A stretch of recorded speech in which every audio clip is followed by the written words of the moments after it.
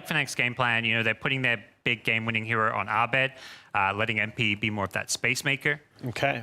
So forward go is something a little bit more up-tempo here. I just, man, if this game goes late, forward have had trouble in late game. How can forward actually get off to a good laning phase? How can the lifestealer not be a trash pick and it should have actually been a troll, like I suggested? But I don't know if troll is much better. The thing is, it's the Shadow Demon Dusa combo, because you already have that defensive answer to a hard initiation on your Dusa, plus you have the BKB piercing ultimate. And when you combo that with the Dusa, you have two methods effectively of peeling forward off you in a team fight, and they don't really have that ability to heavily commit. Although I do love Jakiro against Shadow Demon, because you do Ice Path on top of defensive disruptions quite easily. I think Pylai dies Undying is the answer if you're thinking about laning phase here. You could theoretically so zone he just has to get aggressive. Like, can you actually run a Trine lane in this? Is that enough? I'm trying to think like how the 3 position then of forward's able to run. It's a tough question, Toby. Because they're gonna push SB to the off lane, and then leave the Ember mid, and then a defensive tri lane from forward. This is an off lane Spirit Breaker as well. I was so sure it was going to be Core Jakiro, but it is not. And they're already initiating up top on Pi. It is Undying though, so not the ideal target. Yeah, one of the hardest ones to hit. Nice movement from MSS, at least dodges the Split Earth of MP, which was very heavily telegraphed. Yeah, they did. That's a good way to start the laning phase. That's a great way to start, especially when you consider it's a try-on-try. That means all of forward can just buy stick or quelling if they desire. And especially against a lane like FNATIC's where they are all going to be casting spells to find kills, early stick is so key, especially on heroes like Undying Jakiro that turn that free mana into extra DPS. The mid matchup's the one I'd want to key in on, though, because it's very much, I think, a Medusa-favored one-on-one, but a lot more pressure on CCNC to have a good time here and then get involved. Yeah. Well, ISI's getting a free lane is always a dangerous thing too, because he's just one of those players. Like, you give him some space and then he's going to end up carrying for the rest of your team. So good luck on that front. But I want to see how much work Pilot can do up on this top lane. Trying to play from the trees, keeping jabs occupied. That's 0 for 2 on the Split Earths of MP. And forward will just try and sustain through this top lane. But yeah, keep that in mind. You're tri-laning aggressively into an Undying. This is potentially going to work for a kill or two, but the problem becomes when forward get a couple of levels and you just simply run out of damage and harassment. The Undying might die here and there, but he just teleports back in to continue spamming Decay Soul Rip. Yeah. Lifestealer's not ever killable with your setup. It's a very high-risk play here from FNATIC. It's surprising that they chose to do it this way instead of, just throw Tiny Centaur up here, spam creep pulls, just annoy the wave. I can get that, but I think they also want to keep the attention away from ISIS, away from the Centaur, and away from our bed. By running an aggro tri-lane, it frees up the other lanes to actually be these pure 1v1s, and that bottom lane is already 11-1 against a 4-for-1, and he's diving underneath the tower to keep the pressure on. SD Disruption combo, at least on Yawar, and DJ's just holding everything he's got. But it's this bottom lane that's just working so well for FNATIC, and now DJ, it's a 3-man avalanche with a tossback of Yawar. It's just really up in the face of forward. As you said, they're going to start running lower. Yeah, the thing is, though, to your point, you don't necessarily need to win this lane if you're FNATIC. You just want to slow down the Lifestealer. Inhibit his Midas timing, mess with Yawar, keep him low level, because you're going to effectively be playing 5-1-4 for quite some time if Yawar does go for that Midas Radiance build that almost every NA carry does seem to favor. DJ, he's getting real cheeky. He's looking for the toss back, and he's trying to work with jabs to get Pylai die under the tier 1 tower to take that damage, which not even 16 decay steals is able to keep you up with. That mid lane was also having a little bit of fun as forward almost losing their Ember Spirit. You can even look at the warding from forward. It's all just trying to prevent the FNATIC tri-lane from being able to move towards mid and kill CCNC before you can get that critical level 6 up. There is going to be a lack of disable to kill this Ember in the game until somebody picks up a Blink Dagger. And even then, they don't have too much follow-up lockdown on the side of FNATIC. Obviously, it's a lot of stuns, but very long cast times on all of these abilities. It's easy for a skilled Ember player like CCNC to juke him out. Looks like also on bottom lane, Spirit Breaker. It's been a pretty hard catch-up game to play, but is now 20-1 against the 15-3. So Spirit Breaker with a couple of levels seems to be getting a little bit more presence in the bot lane. I'm sure he just picked up a Quelling Blade at a point. It's tough to deny when the enemy hero is a 20+ damage advantage. Do you actually want to see him rotate off and towards the mid? You talk about like the wards coming up from FNATIC to try and keep them away from rotating. DJ's in a little bit of trouble. Pilot Eye, there's a quick toss back, putting Pilot Eye in the middle of the trolls and jabs an MP. And Pilot Eye actually taking a lot of damage. He should be the first blood here as MP, no soul rip. There's that life he needs to survive. MSS will have to lose his clarity and lose the pursuit. Yep. And this is the downside of the FNATIC tri-lane. As you can see, like they throw out spell after spell, but it's not gonna do enough, and Pilot Die really won't die unless he makes some huge mistake, or DJ gets one of those tossbacks into tower, picks up the Invis rune from right under CCNC's nose. And snaking efficiency. TP back to base, charge back forward, and say hi to Ice, who has gone the 3 points up in the... actually, that was return, right? Makes sense. And it'll be interesting. I don't like snaking rotating just because you cannot ever leave a lane alone. It's just not a thing you can do in Dota right now until at least the 8-9 minute mark. And even if we were able to go mid and get a kill, if Ice gets 2 free waves and some tower pressure, it's still arguably FNATIC favored in the exchange. Is that just because you reach your item timing faster, or is it... Creep waves are worth too much gold in comparison to kills, and you just don't get enough experience from early game kills. The Bounty Rune fight looks like it could be a click battle. DJ's going to win it, but Yoa, he already used his rage. TP support's coming back in from Pilot Ice, but Earth very much off target. MP, the Sick Charge will give a little bit more life, but everyone's slowed up. The disruption onto Pilot Ice, stopping him from just spamming out Decay as DJ begins his own TP out. There are no stuns. Oh, they have the damage.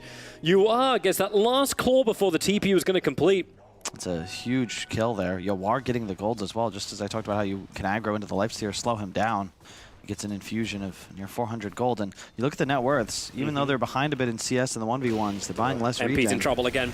Dual Breath is up, they've just got all the damage in the world. Jabs has to delay it with the defensive disruption. MP comes back out, and Stampede is up. Centaur, he's level 6, having that solo lane, so hitting more than a level a minute. Allows Ice to get his core offlaner out. So what's going to happen is, once this lane top stabilizes for forward, they're going to be able to move Jakiro down to bottom lane, as then Snaking can start getting super aggressive around the map.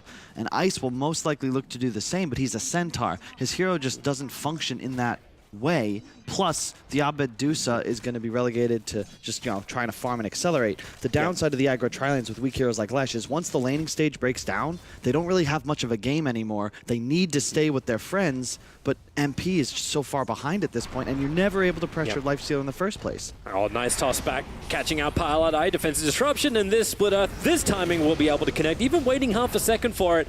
But Pilot Eye under the tower, the Soul Rip gives him a lot more life, and the run back. Have they really got enough damage to get through him? Tombstone being planted, that toss will get the kill. So DJ with a kill in the off lane. Jabs, has he got another disruption up just yet? Yuan's already starting his initiation. Raged up and under the tier 1 tower. They want to keep diving, but they will have to back off for the moment. I don't think he minds. Pilot Die. The key is the end word there. He is a notable expert at the art of tactical feeding. And that was his old name. It's Die. It's a decent start for forward. Looking at net worths, obviously it's looking good, but you got to question whether or not they're going to be able to keep this tempo up. You're always going to be on this clock against the Shadow Demon Dusa. That's what we have to keep in mind, right? Like, we started off saying, like, hey, forward need to have a really good laning phase. The FNATIC definitely favored inside the draft. Charges coming towards the mid, but DJ starts it all off, picks up and tosses back CC. Where's that Spirit? It doesn't exist. Spirit Breaker wants to finish the charge forward. The tree toss won't get the kill, but it baits him out far enough. CC was low enough, but Abed thought he had a moment. And now Abed, the shields come up, but it's way too late. Another toss back. There's going to be snaking under the tier 1 tower.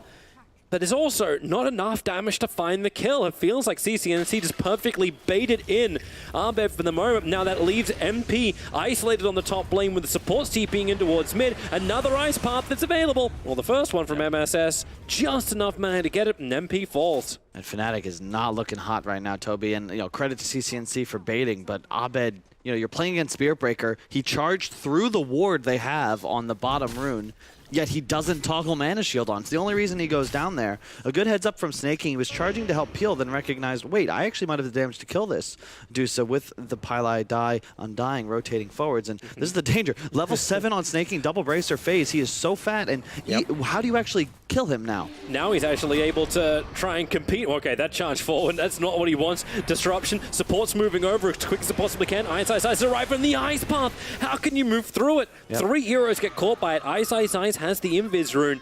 I'm not seeing any sentry in the lane. So he's looking for a target to initiate on. Yoar would be the greatest target with the Hofstorm forward. Split Earth has to follow up, but the Rage, the timing was a little off from MP. He was too far back. And this will allow a Rage escape for the Lifestealer and a wasted rotation from Ice. And notably, well, look bottom. You know, forward, they're ensuring that they have a support taking these free lanes. Snaking, oh, you want to rotate top Ice? That's fine. I can just continue to charge around the map, look to make things happen. He has ult. Oh my goodness. He's like, wait, I actually got a bash. Time to turn the bulldoze on. He just reduce that resistance to another bash, and now with a Nether Strike, DJ one more punch. He doesn't even need that. Snaking gets the kill, charges off cooldown so he can just get himself away, go straight back through Arbed and away. Now. He's going towards the top lane for Ice, who's currently, for some reason, 1v3. This is the #1 hero for FNATIC. They gave him the space on bottom lane, and forward take care of him. FNATIC. FNATIC just feel lost right now. They're running this 4-stun lineup, but they can't really kill any of the forward cores right now, nor the Pylai Undying. And Abed is doing Medusa things, farming around the map, but the game is effectively 4-on-5, but FNATIC have no real way of doing things around the map unless they hit those perfect stun combos. And even then, it's just on the initial target. And look at this, Snaking charging bottom once again. They're playing so fast around the map. Battling for the runes as well, but yes, Snaking runs in after DJ. Quick pause as we are very close to Snaking impacting into the Tiny. Yeah. Support's moving in from the side, so maybe there is enough damage as Arbed moving in from the west, but they're still battling underneath the Tomb zombies that'll keep spawning on you, but we have a fight. Yeah, let's see how they deal with it. Paradise are getting hit by the Avalanche. Here comes Arbed taking care of the Tombstone to begin with. Paradise still very, very low. The poison that's on him, it doesn't look like it's enough for a pop. And even a regeneration rune, sure, you'll take that. Meanwhile, CCNC's adding pressure towards this mid tower. Catapult wave doing its work. And there's so much on the line forward. They needed this. Yeah. They totally needed this game. If they're out of this, then they have no chance at the top 12 for TI9. And that's what a lot of these teams, especially in the lower bracket, are really playing for in these best-of-1 eliminations. We've got later games, or tomorrow it got moved to as the OG game if they want to try and hold their position. FNATIC is at least qualified, but it doesn't mean that losing these fights can continue to happen. MP cannot get enough distance. Staking's able to reach him. That Lantern has the distance as Jabs moves through the tree line. Ice, TP's in, gets a nice hoof stomp with the double edge, but CCNC takes almost no damage from this. A defensive spirit up, he'll kill Jabs and then gets easily back out to safety if he wants to. Ice is in trouble too, man. He's all by himself. Support's coming in from the Tiny, but that won't be enough for Snaking. Charges in with the Nether Strike, pushes him back. Pardai, he's got another Tombstone up. CCNC with the slight gets the kill on Ice, and DJ and MP, they realize they have no business being in this bottom lane. Dude, they're just getting rolled. Forward just playing too fast around the map. They crushed the lanes, and all of a sudden, you have Ember Spirit Breaker everywhere. And as you can see, FNATIC, they're playing 4-on-5. Abed is just farming around the mid lane. That's, you know, no fault towards him, but it doesn't leave you many options to defend these dives. It's his job, right? His job is to continuously farm up to allow for that counter push. He needs to be the big hero the FNATIC, well, need. But if Forward can keep the pressure on and stop MP from being a hero, then they've only got that one problem to deal with. They've got the Deucer, and that's it. There's no initiation, which is scary from DJ, which is normally his big role. Ice is currently an escaping Stampede. He can't stay on the front lines against this forward lineup. Yeah. And I like this from Yawar. He's got the armlet queued up. Maybe he goes for Radiance after. It's his call, but I definitely want him to continue to play offensively. You don't want to just say, oh, well, we're winning, so I'll just trade against this Dusa and farm through my jungle until I get a Radiance. You want to keep playing high tempo. You've got two great methods of delivery for the Infest and the Ember and the Spirit Breaker, and so far FNATIC have proven like they have no real method of team fighting forward at the moment. If they can just get on top of these cores or supports in the back line, the forward are just going to crush them, especially if a Tomb goes down on the high ground. I'm actually very surprised that Forward aren't doing anything about this. They know what Arbed's going to do. He's off the mid lane. Spirit Breaker even ran into this area to try and contest. But this is a huge stack of Ancients. It's going to get Arbed almost up to #1 net worth. And what are you getting in return? Jab starts the fight on bottom lane, and CCNC will dodge the Split Earth MP. He's had a real hard time synergizing with Jabs. And now they're going to go for Ice. Stampede's still available.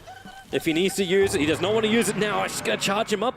It gets towards the high ground, but he's sticking around. The charge is still coming in from Spirit Breaker, and there's 5 heroes coming now close towards the shrine. Arbed, maybe he's got something to give here. The Mystic Snake has done some decent work, but now MSS wraps around the back underneath the shrine. Arbed wants to fight. DJ will come in as well. A quick avalanche, snaking, tossing back into the engagement, but they're under the macro pie, dodging the ice path. FNATIC have better positioning, but Jabs, snaking's just so big. Jabs gets the disruption off. He'll get a little bit of space, but Arbed has nothing. He's the one that can't die. He's the one that needs to keep the money up, but he's the one that's taking the fall for FNATIC. Oh my god, and down bottom, CCNC soloed MP. Oh boy. Who could not teleport to this engagement because he had TP'd bottom. I believe Forward got a read on that, which is why they dove so hard. They knew that it was going to be a 4-on-5 once again. In fact, 4-on-4 because Ember's not there, but it doesn't matter because he was able to pressure bottom, find the kill, and would have been able to do a ton of tier 2 damage if MP were not there to sacrifice his body. But as you can see, the damage out from FNATIC right now just isn't there. If you get a bunch of forward heroes on top of you, there isn't much of a recourse, especially if the Stampede's blown at the start of the fight defensively, just because Ice is trying to save himself.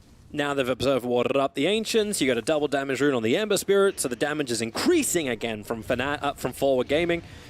And FNATIC, I don't know what you do now. You can't keep your own jungle. I mean, they got to play better, Toby. This has been a very sloppy game from them thus far. And, you know, credit to Forward for taking it to them. It is an elimination game. Forward certainly with far more to play for here. You'd expect that they're definitely feeling the pressure a little bit. FNATIC already securing their place in TI. 18th. Forward needs top 6. They are 18th position with 229.88 points. They have work to do to reach that 12th position. Is now in mid snaking. He already started this off. Paradise losing a lot of life, but the Ice Path has done his work once again. Lashrank, a non-factor hero. DJ can create some space by tossing back one, but he's still dying. Another sleight of fist. ECNC having this entire fight under double damage buff. The bright spot is, of course, Ice will be able to collect these bounties on bottom. Also gets the bot tower. You know, they're not out of this by any means. FNATIC always do have that Deuce to fall back on, but the way that Forward are playing this game, the way they've itemized, everybody's spending their gold as they acquire it. They can just continue to press aggressively. I don't think that they've left the enemy side of the map for the last 8 minutes, and I don't expect them to do so anytime soon. No, I think we're going to hit that 40-plus minute if FNATIC's going to get over the other side of the river. They won't threaten any tier 1 towers. Forward will always be able to charge forward. We'll have the Ember Spirit doing exactly this. Arbeb, like he's sitting out there with 1/4. Okay, not even that. Now back to a little bit of 1/4 worth of mana. And I love what they're doing as well. This is the value area of the map for Dire to play. Traditionally, you'll see a lot of inexperienced teams trying to play in the bottom side of the Radiant jungle, but it's so much more valuable to play in this triple shrine or triple camp area around top shrine because you get the 2 waves with less distance needed to travel, especially because of that new ramp where you can actually see your ward. Like you're able to pull creeps up to this hill. Plus, you're around Roshan. And you also control 2 bounties naturally. Sure, Radiant can play bottom, but if they spend too much time down there, eventually they will lose Roshan, and then that whole Radiant side advantage flips on its head. It's also the most efficient area to farm for the Deucer. Oh, Ice Path, it connects. That TP will not complete. And MP, he knows he's dead. He does as much damage as he can before that point, but he looked towards mid. It's a really they just look to switch from one target to the other. Snaking and CCNC knew he's around here, and Arbed into the trees, and now they give information. The follow-up Snaking, he's holding back. He's got Nether Strike, but they start with the charge instead. So Yolarkin runs forward, and they just keep going. No Stone Gaze, as you said. Arbed will fall. No way for him to really have any level of teamfight presence. He's gone everything into his farm. There's no way that's correct. It's a thing. It's currently a thing in front of us. Well, credit to Forward, 16-1. Yep. They are continuously stepping on the throat of FNATIC, and as you can see, just for the most part, ignoring bottom, except for Snaking, who's able to play in this area because he can always just charge forwards. I love this ward. You see CCNC run past it just now. It's providing so much information, and this is why you play this area. Dire get both tier 2s. Ice wasn't caught inside that smoke he needed to be because he's got the blink dagger. Like, this is meant to be their blink reveal. Underneath the Radiant Orbs, they see CNC. Can they actually get the hit? Orb Stomp first. They may have enough damage, but then he got the shields up. He's tanking through so much, and the defense is Spirit away. Stick charges up. And that's their whole kill potential, Toby. Like, it's just a stun lock. You need to stun lock these heroes. If Lifestealer gets a spell off, it's Rage, Infest. If the Spirit Breaker, your spells just don't last very long. You'll have 70% status resist increase with Bulldoze up. And then, as you can see, CCNC with the Defensive Remnant always prepared. You know, say what you will about him as a player, but I think he's one of the most disciplined cores in Dota, especially in North America. You are not going to catch him making those silly mistakes to throw away huge leads like a few of his counterparts on Cliffs. I have no idea what you're talking about. Oh, you went for the Cliff one. All right, sure. I thought you were going for someone very, very different. But hey, there's a whole bunch of Saints here in forward gaming. Yeah, he's just not. He is your consummate professional. You know, he's not the superstar playmaker. He's just a guy doing his job, trying to win games for his team. Also, he's got a Radiance. Jesus. ISI's just broke the smoke. Infest Wait, up. he doesn't have Radiance, sorry. CCNC is like about to say that's moving forward. Just so everyone does know, we can't see inside the game. Bottom lane initiation. There's your Infest bomb. DJ taking so much damage with MP, but MP's the first one to fall. The charge hand transfers over towards the SD. Yawar with a double kill, rooting up Ice. And man, this game feels like it's over before it even really begun. And then we just had an extra 18 minutes. Like, this is problematic. 14k advantage for Forward Gaming. Another double damage room fight for the Ember Spirit. And Arbeb, we keep asking that question. How long before he's ready? He can even buy the Manta Star right now, but he's saving for buyback. He doesn't want to run the risk. Except the Courier's coming out underneath the Observe Ward. I don't know if this has got a good chance as well. Snaking's waiting for it. Up through the side, turns on the Bulldoze, fortify it. Is this actually doing the buying? Is the Courier actually buying the ultimate orb? I am not sure. And then it's moving to the side. All right.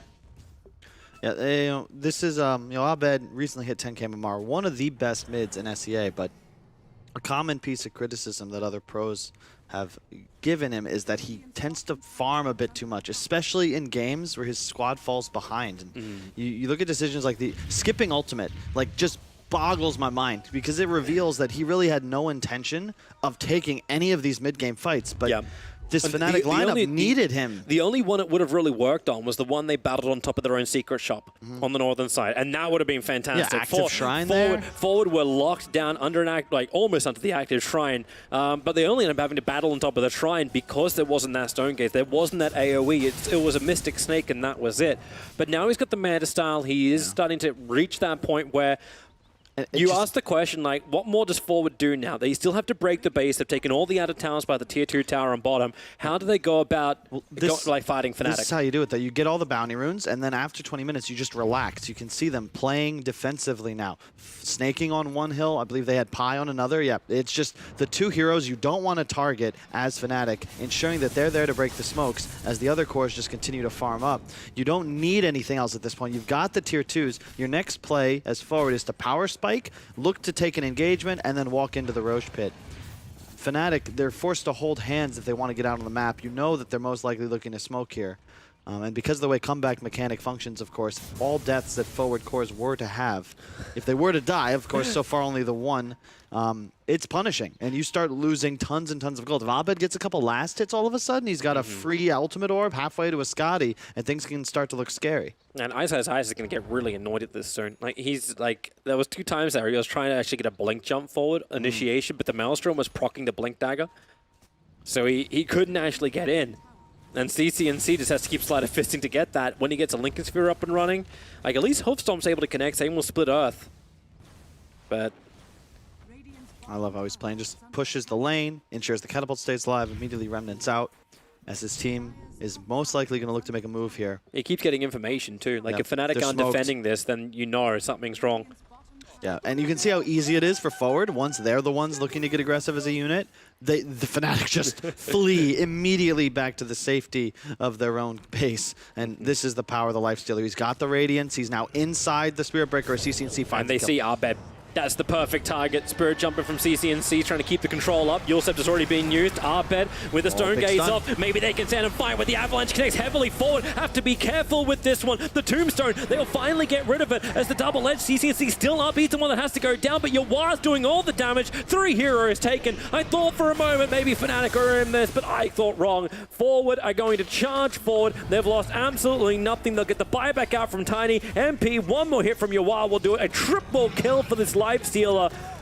Even CC&C efficiency pulled back. They need the creep wave is coming in through top, is coming in through mid, but they can also just back up and do Roshan. This is, once again, clinical from forward, but like that fight wasn't taken especially well by them. MSS was not there. CC&C went very deep, but FNATIC, they overlapped a couple of stuns, and at this point, when that fight starts at 21-1, it's an uphill battle for sure. And this is very scary. This team will not be playing qualifiers. This is going to be their last DPC event, perhaps last tournament before we see FNATIC at TI, and they look lost, Toby. They look like a fragment of their former selves when you compare their dominance at the start of the season when they were able to trade blows with teams like Secret. Now it doesn't even feel like they're on the same tier. Majority of the points actually claimed for this DPC was at Dream League, and ever since then they were at least at every single major, but the results definitely weren't singing for them. In fact, out of everything, they still qualify for a major every time for all of this DPC. But it's rough, to say the least. Now Ford will take Roshan. They'll get the Aegis Immortal behind them. And FNATIC will have probably one last big test of their defense abilities, and we'll see if this Deucer can finally be a real hero. Forward smoke up, they will get aggressive. They just need a target, and they found one. SD's out underneath the Dire Observer Ward, so you'll say goodbye to our poor little Shadow Demon. Jabs was coming out on some kind of mission. Probably hoping for the 25-minute boundaries while DJ begins his own TP out. They have enough damage, and they got the disable. The Eul Scepter sends him up. DJ will hit the deck. No buyback for a minute.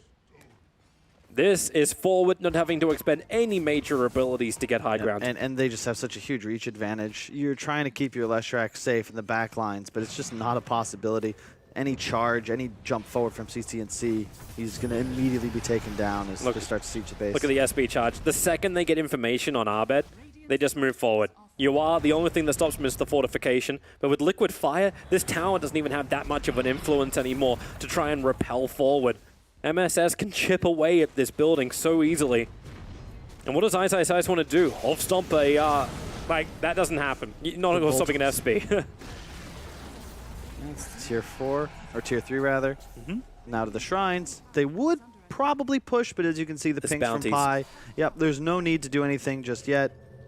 Just MSS TP's bounties. Snaking's going to go regen up.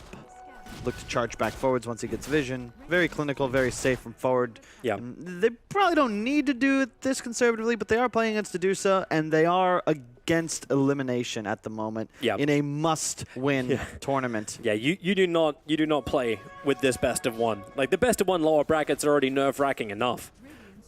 But at the same time, you don't want to play too defensive. You let him back in, but your kill count's the same as your net worth, which is the same as the amount of minutes in this game. You're feeling pretty good right now. It's 26 across the board. And Yua's getting close towards the AC. Yep. They oh, look, another double damage room for forward. They could wait for it, but I just don't know if it's necessary. 27,000 gold ahead. It's 26-1, so it's safe to say forward recognize the advantage they have at the moment. You have a 3-minute Aegis. You have a double damage on Lifestealer. Snaking is going by himself. He doesn't have the rest of his team with him. In fact, he's just walking himself away for a second so they could re-engage. Arbet out in the trees. One hit. Snaking can't even let it off.